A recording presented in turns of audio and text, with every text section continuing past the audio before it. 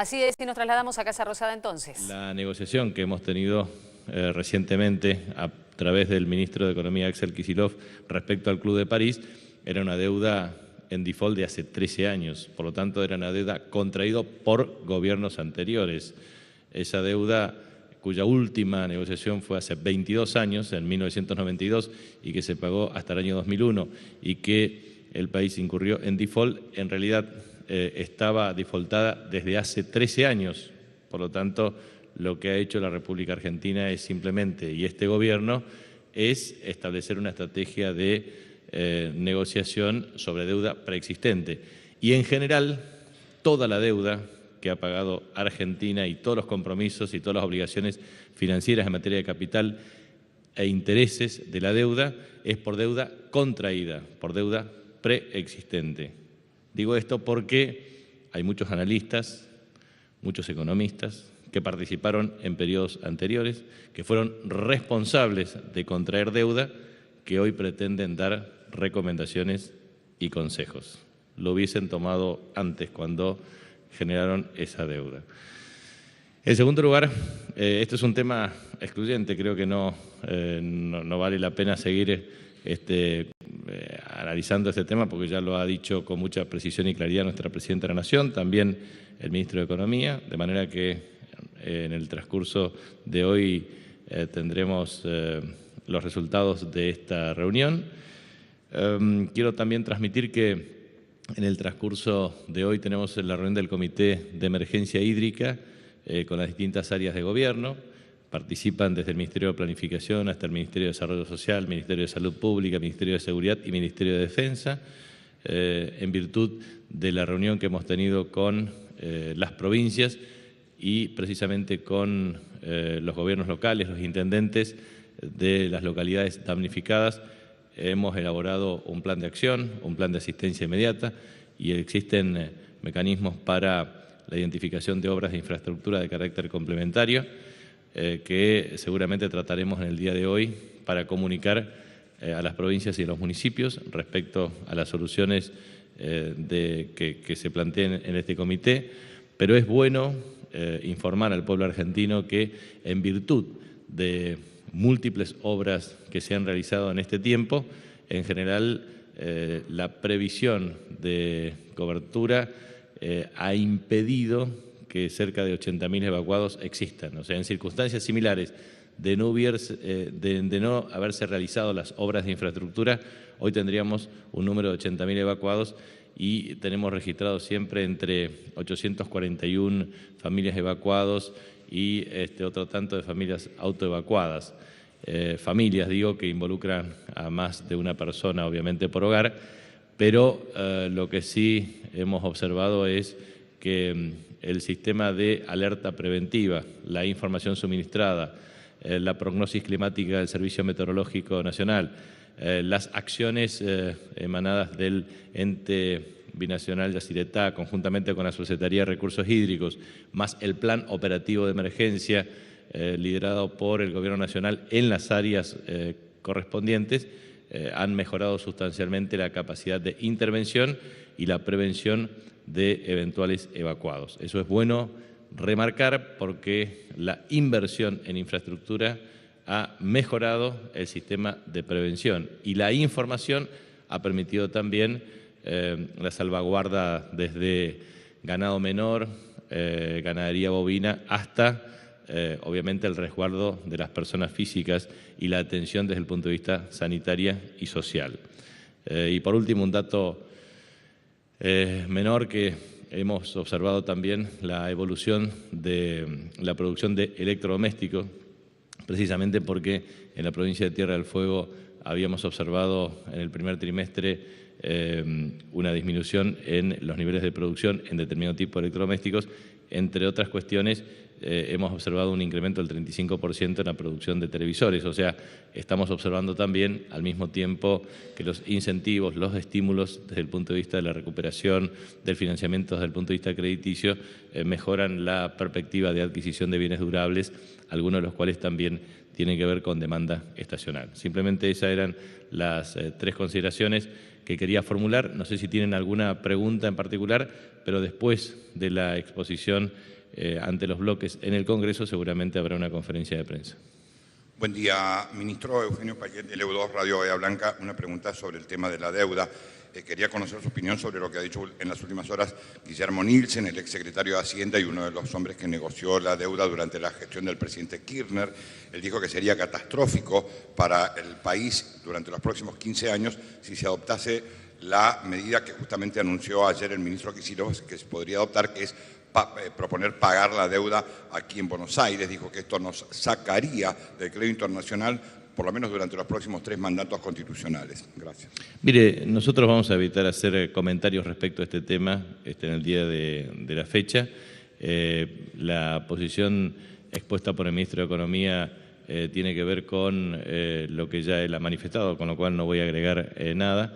Lo que sí me parece que es bueno que Guillermo Nielsen o que otros economistas digan una cuestión concreta, un fallo ante un fondo, NML, que es titular del 52% de los bonos en términos que promueven acciones judiciales, que han promovido esta acción judicial y que le genera una tasa interna de retorno de 1.608%, yo le quiero preguntar, desde el año 2008 al año 2014, si eso no le parece absolutamente obsceno, si no le parece algo injusto, si no le parece algo que merece por lo menos una reflexión. Por lo tanto, no quiero simplemente hacer ningún comentario respecto a este tema porque es necesario encauzarlo dentro de lo ya manifestado por nuestra Presidenta y por nuestro Ministro de Economía.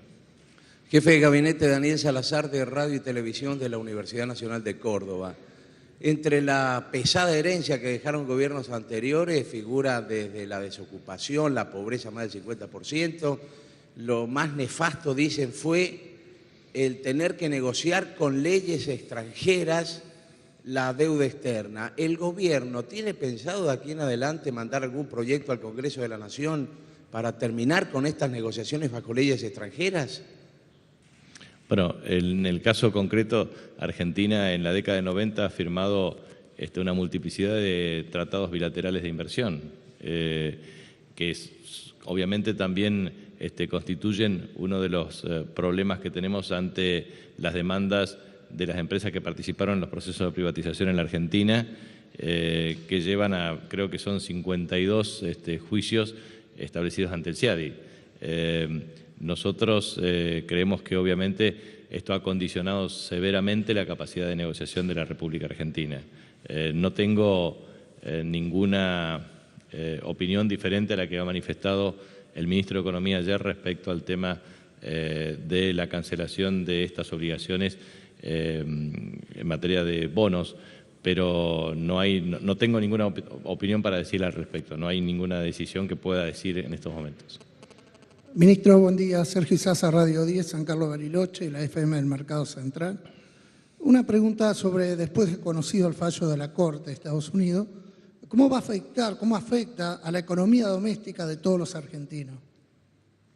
Mire, creo que es importante remarcar lo siguiente.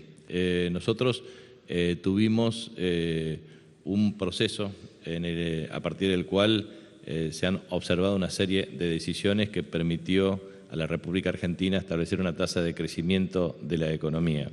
La economía ha funcionado sobre la base de una política contracíclica que era de acumulación de reservas para utilizar vía fondo de desendeudamiento una reducción de la deuda privada en moneda extranjera con el objeto de aumentar la autonomía financiera en materia de decisiones.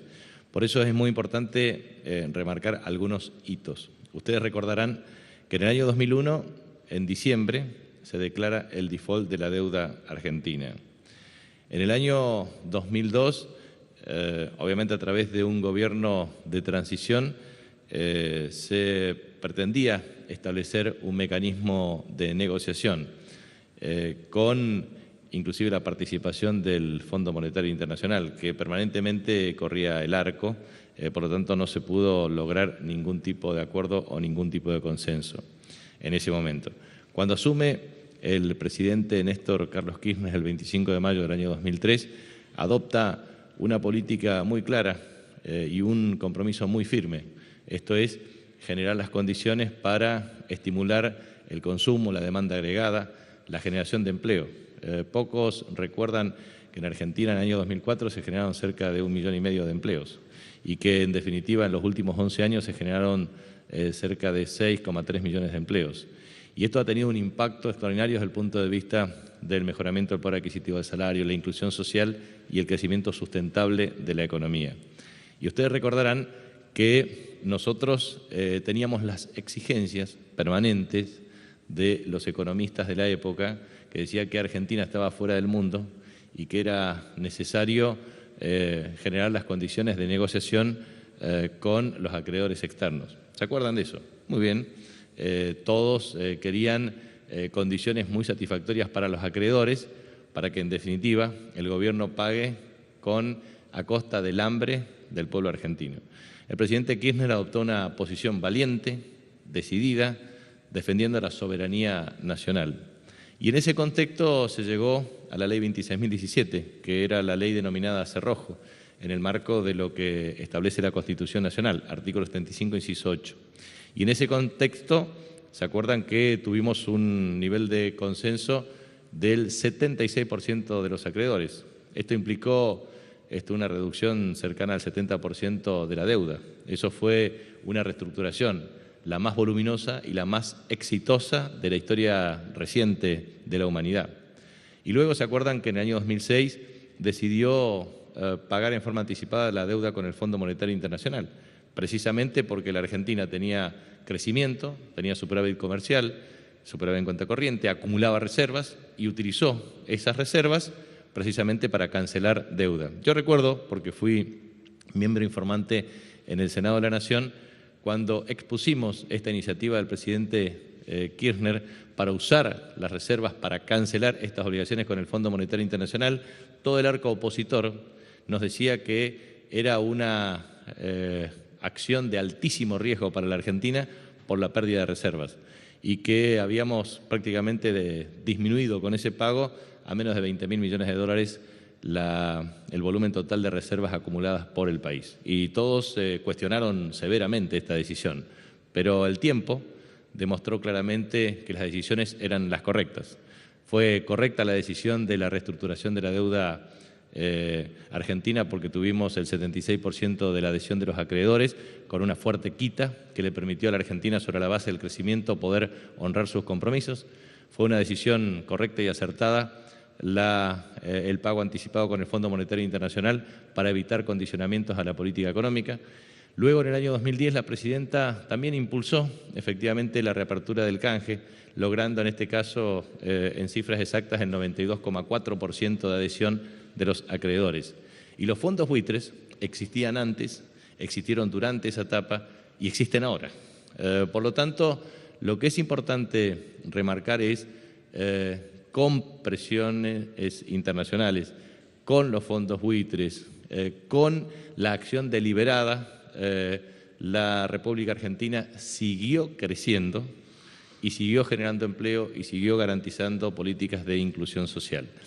Y aquí me parece que es importante remarcar, porque siempre se dice que la Argentina está aislada del mundo. ¿Y saben lo que pasa? Argentina participa en el G20, grupo de los países más poderosos de la Tierra, y efectivamente la Presidenta de la Nación viajará en el mes de noviembre a Australia para participar de esa cumbre. La Argentina ha contado con un respaldo fuerte del grupo del G77 más China. La Argentina participa regularmente, obviamente, en la Asamblea de Naciones Unidas. La Argentina, junto a los países que integran el Mercosur, han generado las condiciones para ensanchar el protagonismo de los países de la región, incorporando a la República Bolivariana de Venezuela, pretende incorporar a Bolivia, ha generado las condiciones para la unidad geopolítica con UNASUR y también con CELAC. O sea, ha generado también las condiciones para recibir una invitación a la participación de la cumbre de BRICS. O sea, Argentina tiene un escenario de participación a nivel internacional. Pero no solamente eso, sino que obtiene financiamiento, por ejemplo, para obras de infraestructura con recursos provenientes de acuerdos bilaterales con la República Popular China. Observamos que en obras de licitación internacional también participan fondos provenientes de otros países del mundo y, en definitiva, existe un marcado compromiso con distintos países del mundo para seguir invirtiendo en Argentina. Aquí de lo que se trata es de la acción deliberada de un grupo minúsculo denominado fondos buitres y, como explicó bien el ministro Axel Kicillof, son buitres precisamente porque no negocian y en consecuencia pretenden maximizar su posición individual. Y en ese contexto, la posición de la Presidenta de la Nación es de una defensa irrestricta del interés nacional, de la defensa de los intereses de nuestra patria.